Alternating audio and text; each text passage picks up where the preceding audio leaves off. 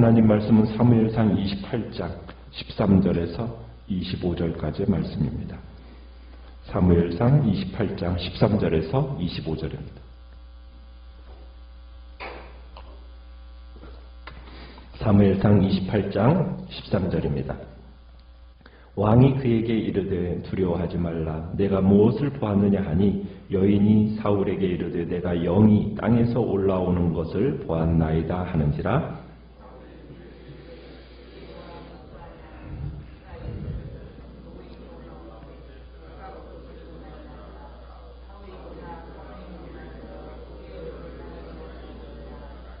사무엘이 사울에게 이르되 내가 어찌하여 나를 불러 올려서 나를 성가시게 하느냐 하니 사울이 대답하되 나는 심히 다급하니이다. 블레셋 사람들은 나를 향하여 군대를 일으켰고 하나님은 나를 떠나서 다시는 선지자로도 꿈으로도 내게 대답하지 아니하시기로 내가 행할 일을 알아보려고 당신을 불러 올렸나이다 하더라.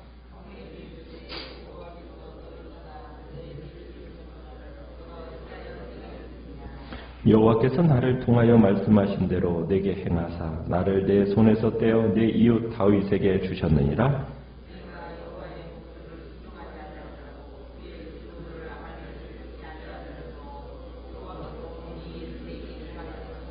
여호와께서 이스라엘을 너와 함께 블레셋 사람들의 손에 넘기시리니 내일 너와 내 아들들이 나와 함께 있으리라. 여호와께서 또 이스라엘 군대를 블레셋 사람들의 손에 넘기시리라 하는지라.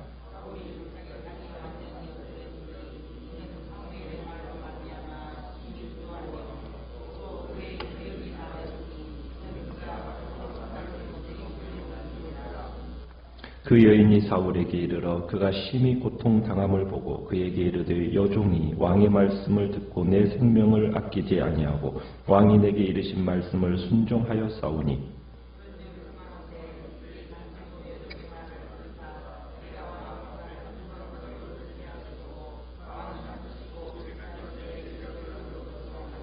사울이 거절하여 이르되 내가 먹지 아니하겠노라 하니라. 그의 신하들과 여인이 강권하매 그들의 말을 듣고 땅에서 일어나 침상에 앉으니라.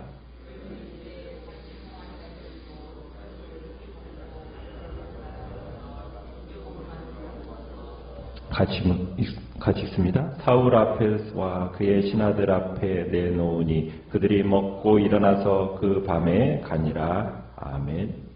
오늘 말씀의 제목은 사울이 사무엘을 만나다 라는 제목으로 말씀을 나눕니다. 사울이 엔돌에 신접한 여인을 찾아가서 사무엘을 불러줄 것을 요구했습니다. 그리고 이 엔돌에 신접한 여인은 마음속으로 사무엘을 불렀겠죠. 바로 그 순간 이 여인이 사울의 마음과 접하게 되었고 지금 자기와 함께하고 있는 남자가 사울이라는 것을 이 신접한 여인이 알아차립니다. 그러면서 이제 이 여인이 두려워서 소리를 지르죠. 당신은 사울이다라고.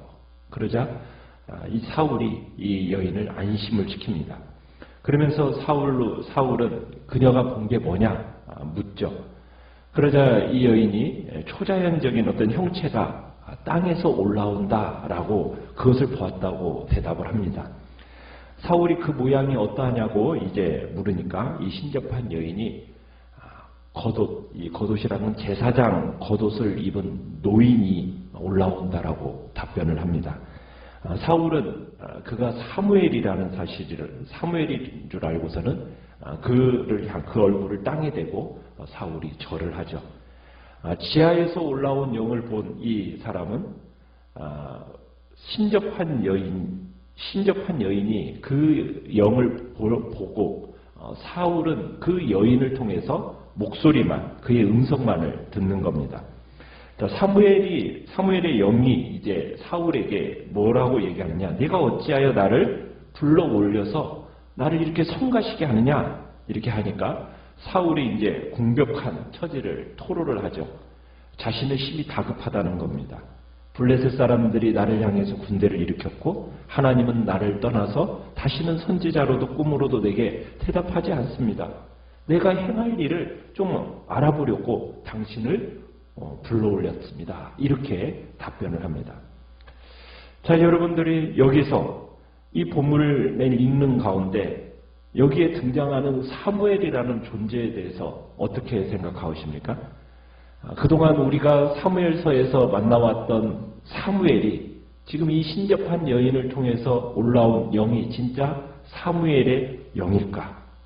아니면 다른 존재일까? 우리가 몇 가지를 한번 생각해 보면, 첫 번째, 사무엘처럼 정말 하나님을 사랑하고 거룩하게 살았던 사람이 죽은 후에 성경이 죽이라고 명하는, 율법이 죽이라고 명하는 그 점쟁이에 의해서 저 세상에서 이 세상으로 불려올 가능성이 있을까요? 얼마나 있겠을까요? 하나님의 종의 영이 신접한 자의 손에 의해서 좌지우지 될 수가 있는 것일까? 이런 걸 볼 때 여기서 나오는 사무엘이라는 존재는 아마 자칭 사무엘이라고 우리가 말한다고 알 수가 있을 거예요. 두 번째로는 훗날 역대기 기자가 사울의 일생을 평가하면서 뭐라고 기록을 했느냐면, 사울이 죽은 것은 여호와께 범죄하였기 때문이라. 그가 여호와의 말씀을 지키지 아니하고 또 신접한 자에게 가르치기를 청하고 여호와께 묻지 아니하였으므로 여호와께서 그를 죽이시고 그 나라를 이새의 아들 다윗에게 넘겨주셨더라. 역대기 기자는 뭐라고 얘기하고 있는 겁니까? 사울의 이 영적인 타락이 이 신접한 여인과의 만남을 절정으로 얘기하고 있습니다. 그러니까 사울의 이와 같은 죄를 짓는 일에 사무엘이 관여할 가능성이 있겠습니까? 또 세 번째로 예수님은 우리에게 이렇게 얘기했죠. 죽으면은 곧장 어떻게 된다고 얘기했어요? 천국으로 가든지 지옥으로 가든지. 그리고 예수님이 나사로와의 비유를 통해서 그곳으로 가면은 다시 이 땅에 올 가능성이 있어요, 없어요? 예수님은 없다, 분명히 선언하고 계셔요. 그러면 이런 사실을 전제로 한다면 이 사무엘이라는 존재는 과연 진짜 사무엘일까? 아닐 가능성이 많겠죠.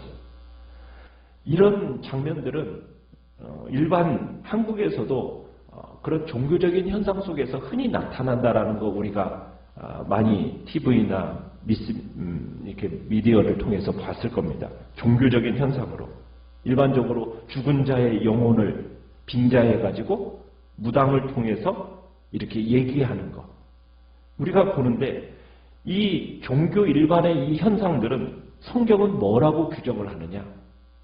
속임수다라고 규정을 합니다. 속임수다. 죽은 자가 세상 일에 관심을 가져서 영향을 미친다? 이런 것은 성경에서 인정을 하지 않습니다. 그 행한 행위대로 하나님이 지정하신 곳에서 심판을 기다리고 있을 뿐이지 그 죽은 자가 산 자에 영향을 미칠 수 없다라는 거예요. 인간을 괴롭히는 초월적인 존재다. 그것은 뭐라고 성경은 얘기를 합니까? 귀신이라고 설명을 합니다. 귀신. 귀신은 어떤 존재이죠? 원래는 천사였다가 타락한 존재들이죠. 그 타락한 존재들이 이제 귀신으로서 이 세상에서 마치 죽은 자의 영이 마치 살아나는 것처럼 돌아오는 것처럼 표현하고 있다는 것을 우리는 알아야 된다는 거예요. 그러니까 일반적인 종교에서 죽은 자의 영혼이 나타나는 것으로 이렇게 표현되든지 아니면 무당의 입을 통해서 죽은 자의 영혼이라고 이야기한다든지 그게 다 누구의 계략이라는 겁니까? 사탄과 그 졸개 타락한 천사인 귀신들이 이 세상에서 자기를 숨기기 위해서 위장전술을 하고 있다는 것을 우리는 기억해야 된다는 얘기입니다. 그러니까 이곳에서 등장하는 이 죽은 사무엘은 뭐란 얘기입니까?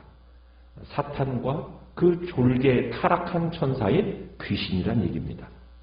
그러니까 사탄과 그 귀신들은 자기의 존재를 숨기기 위해서 위장전술로 죽은 자의 영혼인 것처럼 가장해서 인간을 속인다는 얘기죠. 자, 그렇게 사울을 지금 속이고 있는 겁니다. 사무엘로 가장한 귀신일 뿐이라는 겁니다. 자, 사울은 엔돌의 그 초혼녀에게 자신의 존재를 속이고서 들어가는 거예요. 자, 그러나 사울은 어쨌든 금방 그 정체가 발각이 됐죠. 귀신의 영이 그걸 모를 리가 없잖아요. 그러니까 당신이 사울이다 하면서 이제 얘기하고, 이제는 정반대로 귀신이 사울을 속이는 겁니다.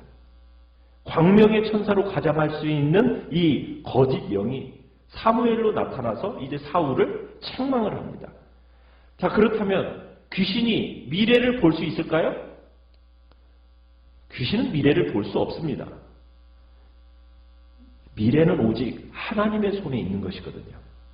악령이 새로운 것은 별로 말하지 않아요. 자, 오늘도 지금 사무엘의 영이라고 하는 존재가 나타나서 얘기하는 걸 보면은 어떤 내용입니까? 대부분 사울의 지나온 일들을 정리하는 수준이에요.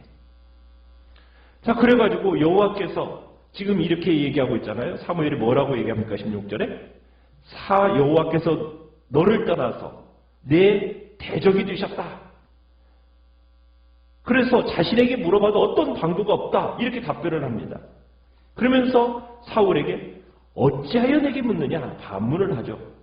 그러니까 사울에게 줄 새로운 정보가 없다라는 겁니다. 그러면서 17절에서 사무엘은 생전에 그가 말한 메시지를 재확증해 줄 뿐이에요. 여호와께서 나를 통하여 말씀하신 대로 내게 행하사 나라를 내 손에서 떼어 내 이웃 다윗에게 주셨느니라. 그러니까 이스라엘의 통치권이 이미 다윗에게 양되었다. 왜 그렇게 됐다고 얘기합니까? 사울 내가 여호와의 목소리를 순종하지 않냐고 그 진노를 아말렉에게 쏟지 않았기 때문에. 그래서 오늘 이와 같은 블레셋 침략이 일어난 거다. 그러면서 이제 예언이라고 말할 수 있는 건 뭐예요? 이번 전쟁에서 이스라엘이 어떻게 될 거다? 블레셋에게 패하게 될 것이고, 그리고 너와 네 자식은 어떻게 될 거다? 죽을 거다. 이렇게 이제 선언합니다. 자, 여러분 이 예언은 여러분도 할 수 있을 것 같아요? 없을 것 같아요? 지금까지 사무엘서를 쭉 읽어온 여러분도 이런 건 나도 말하겠다. 그러니까 귀신이 말하는 정도는 그거밖에 할 수가 없는 겁니다. 지금까지 진행되어 온 이야기를 우리가 딱 알고 있으면 뭐 이렇게 얘기하는 것이 놀라운 얘기입니까? 놀랄 얘기가 아니라는 거죠. 그러면 왜 악령이 여호와의 말씀을 대변하는 것처럼 이야기하면서 사울을 그렇게 책망하는 걸까요? 책망하는 이유는 뭐겠습니까? 악령은 사울로 하여금 결국 여호와께 대한 소망을 가지지 못하고 결국 회개할 기회도 얻지 못한 채 죽도록 만들기 위해서 이렇게 얘기를 하는 겁니다. 그러니까 아주 이 사무엘의 영이라고 말하는 이 가장한 악령은 아주 냉혹할 정도로 사울의 파멸을 선언하고 있어요. 그러니까 사단은 우리에게 어떤 것을 주느냐? 절망입니다. 희망이 아니에요. 구원이 아니라 멸망을 선언하고 멸망을 주려는 것이 악령의 목적이에요. 예수님은 우리에게 뭘 주시려고 하세요? 생명을 얻게 하시고 구원을 얻게 하는 것이 하나님의 목적이잖아요. 그런데 하나님이 이 악령이라는 존재는 아니에요. 소망이 아니라 절망이고 구원이 아니라 멸망입니다. 그래서 사무엘의 영의를 통해서 절망스럽고 저주스러운 말을 하는 거예요. 그러면서 완전히 이제 좌절 가운데 떨어지도록 만드는 것이 지금 이 사무엘을 가장한 영이 하는 일이라는 거예요. 하나님은 그렇게 하지 않으시죠. 하나님은 죄는 반드시 지적하시면서 책망을 하십니다. 이런 식으로 살면 너 망한다? 너 초혼자를 지금 멸하라고 명백히 하나님의 지금 뜻이 있는데 그것을 거역했느냐? 너 하면서 아마 하나님은 책망하시고, 죄를 책망하시는 이유는 뭐예요? 회개하고 돌이키라는 거죠. 하나님의 음성은, 죄에 대한 책망은 우리로 하여금 회개해서 다시 싸매주고 치료해서 구원하는 것이 하나님의 목적이요 그분의 음성이라면 악령은 그렇지가 않다는 거죠. 자, 결국 사울은 이 악령의 말, 어떻게 보면 사무엘을 가장한 이 악령의 말에 어떻게 됩니까? 엄청난 충격을 받아가지고 20절에 보니까 갑자기 땅에 완전히 엎드려 버립니다. 지금 사울은 좌절과 절망에 휩싸이게 되고 완전히 기진해 버린 거예요. 앉을 기력마저도 소진하게 되어버립니다. 육체적인 쇠약함과 정신적인 붕괴가 겹쳐지면서 이제는 완전히 이 점쟁이 여인 앞에 사울은 무너져 내려버리게 된 겁니다. 자기가 그렇게 두려워했고 자기가 그렇게 바꾸고자 했던 그 운명의 순간이 눈앞에 다가온 겁니다. 사울은 이때까지 하루 밤낮을 아무것도 먹지 않았기 때문에 기진맥진에 있었다 이렇게 얘기하고 있어요. 자, 엔돌에 신접한 여인이 이 사울 왕의 고통을 보고서는 그를 위해서 음식을 차려줍니다. 그런데 사울은 어떤 음식도 먹지 않겠다고 거부해요. 그렇지만 여인이 간곡하게 부탁하고 신하들도 그 권유해서 못 이기면 마침내 침상에 앉고 이제 급히 송아지 잡고 또 누룩 없는 빵을 만들어 들어와서 이제 사울의 죽음을 앞두고 마지막 상을 대하게 됩니다. 마치 사형수가 형 집행을 앞두고 이 세상에서 먹고 싶은 음식 먹는 것처럼 지금 사울이 지금 그러고 있는 거예요. 이제 이 음식을 먹으면 어디로 가야 됩니까? 길보아 산으로 가야 돼요. 사형장으로 가게 되는 것처럼. 참, 그런데 사울 왕의 마지막을 지금 예우해주고 마지막 길을 배웅하는 사람이 누구입니까? 신접한 이. 참 씁쓸한 여우를 남기는 사건입니다. 여러분, 사울을 비롯한 여러분 이런 인생들의 죄의 근원이 어디에 있다 우리가 찾을 수 있겠습니까? 사울은 거짓 사무엘의 영에게 자기가 가지고 있는 문제들을 말해요. 자기가 어떻게 하면 될까? 그걸 물어요. 하지만 거짓 사무엘의 영은 그가 할 수 있는 일이 없다. 막 선언해버려요. 하나님께 물었으면 어떻게 했을까요? 끝까지 하나님 앞에 붙들고 물었으면 회개하고 돌이키라 하셨겠죠. 그런데 거짓의 영은 그렇게 얘기하지 않아요. 너 할 거 아무것도 없다. 그리고서는 좌절과 절망으로 죽음으로 몰아가는 것이 귀신의 역할이요 사탄의 역할인 거죠. 자, 사울은 지금 하나님께 물었다가 침묵하시니까 신접한 여인을 찾아가요. 여기서 볼 수 있는 것은 아직도 인생의 주인이 사울에게 있어서 누구입니까? 자기예요, 자기. 하나님은 단지 도움을 주는 분으로만 여기고 있다는 거예요. 결국 사울을 비롯한 모든 인생들의 죄의 근원은 무엇입니까? 하나님께 순종하지 않음에 있고 하나님의 주님 되심을 인정하지 않음에 모든 죄의 근원이 있는 겁니다. 우리의 삶에 시련이 닥쳐요. 그러다가 우리가 하나님 앞에 기도했다가 기도하는데 이게 뭔가 안 된다 싶으면 다른 곳을 찾아가면 안 돼요. 무속신앙을 기웃거리면 안 돼요. 이 종교에서 혹시나 희망을 줄까? 저곳에 혹시나 내게 만족을 주는 말을 해줄까? 긍정적인 얘기를 어디에서 들을 수 있을까? 찾아다니면 돌아오는 것은 무엇입니까? 절망뿐이에요. 절망뿐. 끝까지 하나님을 의지해야죠. 하나님만 붙들어야 돼요. 하나님이 응답이 없다면 회개함으로 더 끈질기게 부르짖어야죠. 그래야 희망이 생기는 거거든요. 왜? 우리를 구원할 자는 누구밖에 없는 겁니까? 여호와 하나님 한 분밖에 없기 때문입니다. 하나님께 순종하지 않고 하나님의 주되심을 인정하지 않는 인생은 결국 하나님께 버림받은 인생이 되는 겁니다. 하나님께 버림받은 인생, 아무런 희망도 없고 도움이 되지 않아요. 어디에도 도와줄 수 있는 존재 없습니다. 오늘 우리는 오직 우리의 주인 되신 하나님, 그분만을 인정하시면서 하나님을 이용하려는 게 아니라 정말 그분 앞에서 내가 피조물됨을 인정하고 오직 그분 앞에 순종하는 마음으로 이 땅을 살아가겠다고 내 인생의 모든 주도권 주님 앞에 내려놓고 주님이 내 삶의 주인 되심을 이 시간에도 고백하며 나아가시길 바랍니다. 말씀을 생각